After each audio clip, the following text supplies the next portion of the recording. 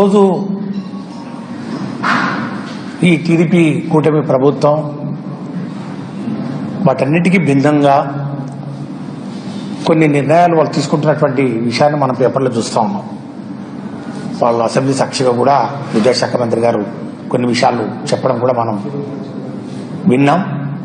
అట్లాగే పేపర్లో ముఖ్యంగా వాళ్ళ పేపర్లో కూడా వచ్చిన విషయం అంటే ఎల్లో మీడియాలో వచ్చినటువంటి మరి విషయం కూడా మనం అందరం చదివాం. అందులో ప్రధానంగా 4 అంశాలు అందరినీ విస్మయానికి గురి చేస్తూ ఉన్నాయి, ఆందోళనకు గురి చేస్తూ ఉన్నాయి.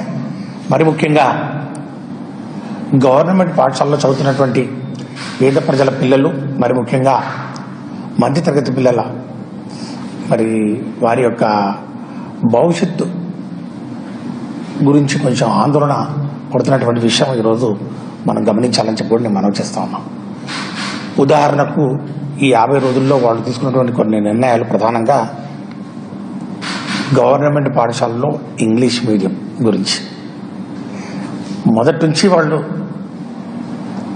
టీడీపీ నాయకులు కానివ్వండి, టీడీపీ పార్టీ కానివ్వండి, వాళ్ళ యొక్క ఆలోచన విధానం కానివ్వండి, వాళ్ళకి సంబంధించినటువంటి కూటమి పార్టీలు కూడా కానివ్వండి, ఈ ఇంగ్లీష్ మీడియం ప్రభుత్వ పాఠశాలలో ప్రవేశపెట్టడానికి పూర్తిగా వాళ్ళు వ్యతిరేకత కనపరిచినటువంటి విషయం మనం చూసాం.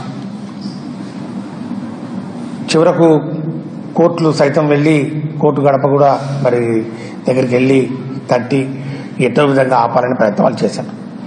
మళ్ళీ అదే ధోరణిని మరి కంటిన్యూ చేసినట్టు మనం చూస్తూ ఉన్నాం, కనపడతా ఉంది.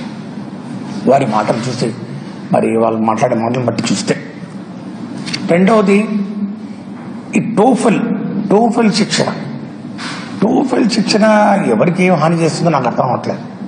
ముఖ్యంగా ఇంగ్లీష్ భాష మీద పట్టు సాధించాలనేది అదొక ఇంటర్నేషనల్ కమర్షియల్ లాంగ్వేజ్, ఒక అంతర్జాతీయ ప్రమాణాలతోటి ఇంగ్లీష్ భాష మీద పట్టు సాధిస్తే ఉద్యోగ అవకాశాలు మెరుగుపడతాయి.